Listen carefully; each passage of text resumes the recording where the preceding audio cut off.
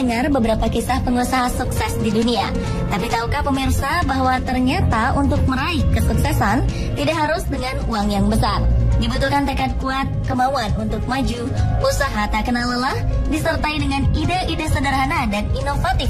Plus doa kepada Tuhan, niscaya seseorang bisa meraih kesuksesan. Dan kali ini, On The Spot akan merangkum beberapa kisah mereka dalam orang-orang sederhana yang sukses.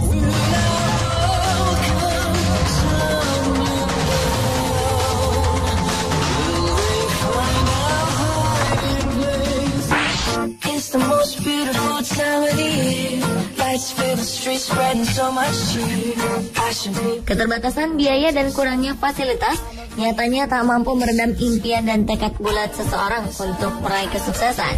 Seperti kisah Raini, gadis muda anak tukang beca. Ia berhasil wisuda dengan gelar lulusan terbaik. Segala keterbatasan Raini beserta keluarga tidak menjadi halangan baginya untuk terus mengejar impiannya menjadi seorang guru. Lulusan jurusan pendidikan akuntansi Universitas Negeri Semarang ini mendapat dukungan penuh dari keluarganya untuk terus berusaha mengejar impiannya. Sang ayah, Mugiono, rela pensiun dini dari pekerjaan sebelumnya hanya untuk mendapatkan uang pesangon demi membiayai kebutuhan perkuliahan anaknya dan memilih menjadi tukang beca. Tak hanya menjadi tukang beca, Mugiono juga menambah penghasilan untuk menafkahi keluarganya dengan bekerja sebagai seorang penjaga sekolah pada malam hari dengan bayaran 450.000 per bulannya. Melihat pengorbanan orang tuanya yang begitu besar untuk masa depannya, Raini tak menyia-nyiakan kesempatan. Ia berhasil merampungkan pendidikan S1-nya hanya dalam 7 semester dengan IPK nyaris sempurna, 3,96. The wise men follow the star, the way I follow my heart, and they led me to a hit the drink, take a look, watch the past go up and smoke. Di Sidoarjo, Jawa Timur, Iwayan Dendra sudah puluhan tahun hidup serba kekurangan. Namun semua ini tak membuatnya patah semangat. Latar belakang keluarga tidak mampu menjadikannya seorang pekerja keras. Dengan sifat mandiri, kreatif dan suka berinovasi, serta tekad bulat dan tanpa mengenal rasa malu, Dendra memilih menjalani profesi sebagai pemulung. Putra pertama dari 3 bersaudara pasangan almarhum Inengas Sateng dan Ninyoman Teke ini akhirnya berkecimpung di dunia barang bekas. Meski dibutuhkan tenaga ekstra, Dendra tetap semangat mendatangi sebuah pabrik hanya untuk mencari limbah dan sampah bekas. Namun siapa sangka usahanya ini membawa dirinya menjadi seorang pemulung sukses dan mampu mengumpulkan keuntungan hingga puluhan juta rupiah per minggunya. Bapak 5 anak ini tak merasa malu akan pekerjaan yang mengharuskan dirinya berkecimpung dengan sampah dan barang bekas. Tidak hanya itu, ia juga sukses menjadi anggota legislatif di Sidoarjo, menjabat sebagai ketua DPC sebuah partai dan juga sebagai koordinator pemulung di Sidoarjo.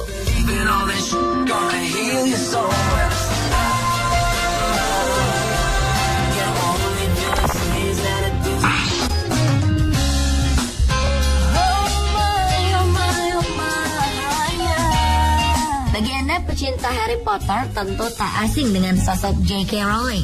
Perempuan kelahiran Inggris ini hanyalah gadis biasa yang menemukan kecintaannya pada bidang menulis, khususnya cerita-cerita fantasi.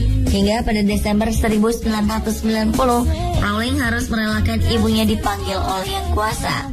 Sejak saat itu ia pindah ke Porto, Portugal untuk mengajar bahasa Inggris. Hidup yang ia jalani tidaklah istimewa.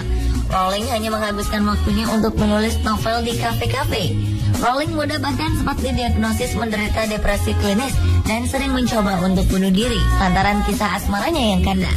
Dan dengan perpaduan bakat dan tekad, ia mampu untuk melewati semua tekanan yang ia alami.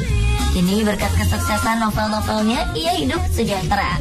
Siapa sangka berawal dari kecintaannya dalam menulis, mampu membuat Rowling menjadi kaya raya.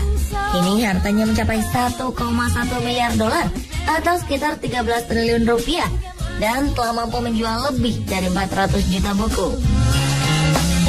Oh yeah, oh.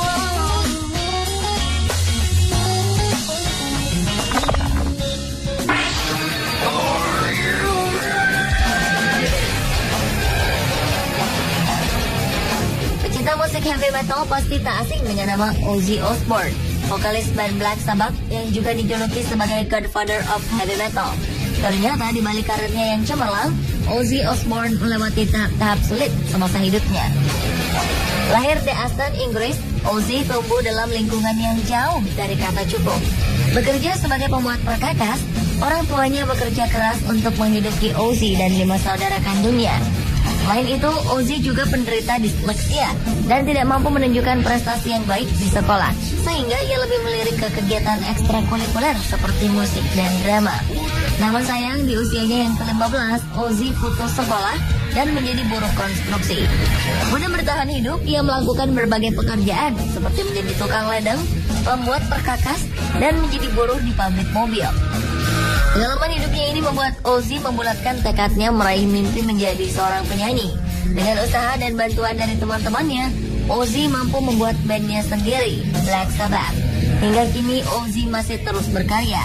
Ia telah menghasilkan 9 album studio, 3 album live, dan single-single yang masuk di peringkat atas tangga lagu di Inggris.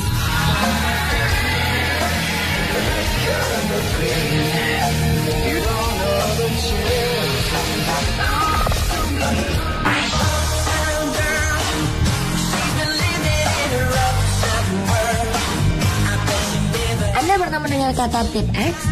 Cairan putih yang mudah kering ini menjadi alat tulis wajib para pekerja yang berkecimpung dalam bidang menulis. Alat ini mempermudah pekerjaan Anda tanpa harus mengetik atau menulis ulang saat Anda melakukan kesalahan. Gagasan awal munculnya tip X ini berawal dari seorang perempuan bernama Betty Graham yang bekerja sebagai sekretaris. Pada 1951, Betty bertugas mengetik dokumen-dokumen penting dengan menggunakan mesin tik. Tak jarang Betty melakukan kesalahan dalam mengetik yang mengharuskannya mengulang semuanya dari awal. Hingga pada suatu hari, Betty mengusung ide brilian dengan meramu cat putih dan kuas kecil. Betty mengoleskan cat ramuannya ini setiap kali ia melakukan kesalahan. Dan cat putih dengan kuas kecil yang ia beri nama Mistake Out ini sangat disukai teman-temannya. Penemuannya ini membuatnya mendapat dorongan dari para kerabat. Hingga akhirnya Betty memutuskan untuk mendirikan usahanya sendiri dengan membangun sebuah pabrik Mistake Out. Pada 1972, usahanya mampu menjual setidaknya 5 juta botol Mistake Out setiap tahunnya. Dan menurut data, ketika Betty meninggal pada 1980, kekayaannya mencapai 475 juta dolar atau sekitar 5,6 triliun rupiah. Wow, siapa sangka kalau ide kecil itu bisa membuatnya kaya.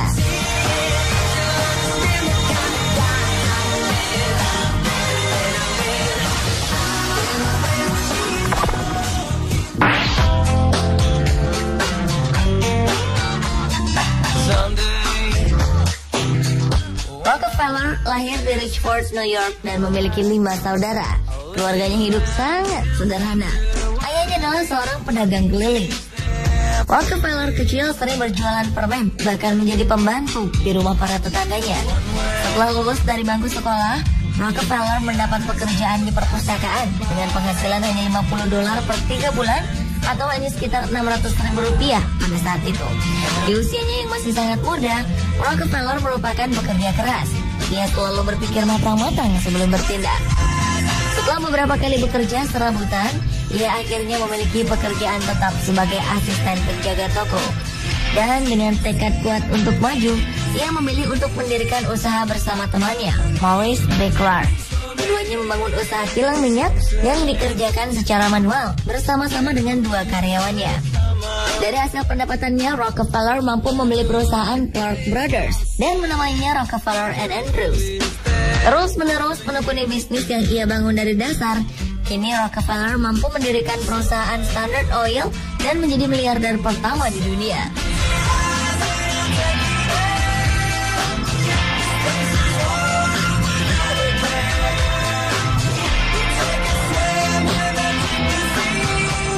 Pemirsa, itulah beberapa kisah sukses orang sederhana versi on the spot. Halangan dan rintangan bukanlah alasan untuk kita berhenti dan menyerah. Disitulah tekad kita diuji. Jika orang lain bisa mewujudkan mimpi, sudah pasti kita juga mampu meraihnya.